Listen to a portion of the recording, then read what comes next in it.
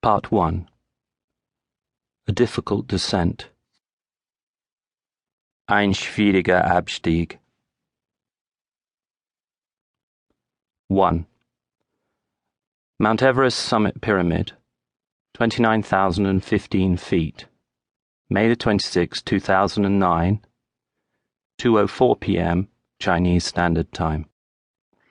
Nelson Tate Jr.'s satellite position tracker was working perfectly.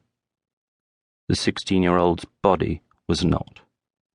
The tracker, a small block of orange plastic, no bigger than a pack of cigarettes, was attached as usual on the left shoulder strap of the boy's lightweight backpack.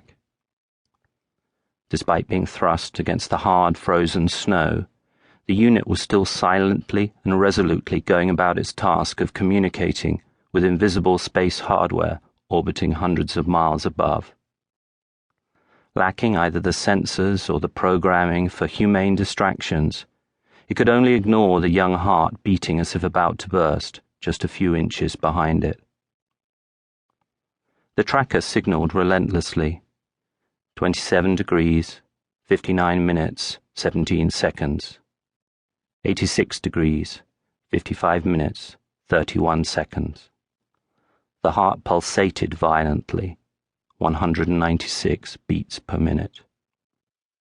Elsewhere, that latest set of electronic coordinates was being transferred onto a topographical mountain map as a kite-shaped marker.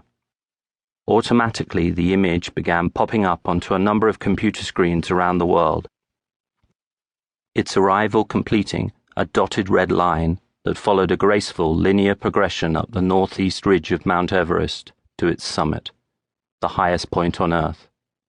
There was still no mention of the frantically beating heart.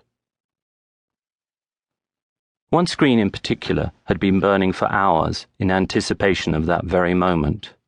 On the other side of young Nelson Tate's daytime, 5.5 vertical miles lower and many thousands to the west, it was set on a fine English mahogany desk within the warm, softly lit study of his parents' palatial home.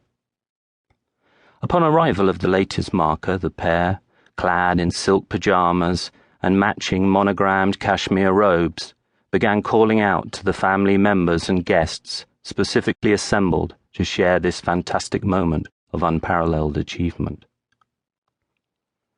Nelson Tate Jr.'s mother, Amelia, was beside herself with worry. Even if her face had now received a little too much work to fully reveal her emotions, her voice could still betray her. It did so, cracking slightly when she shouted as loudly as she dared.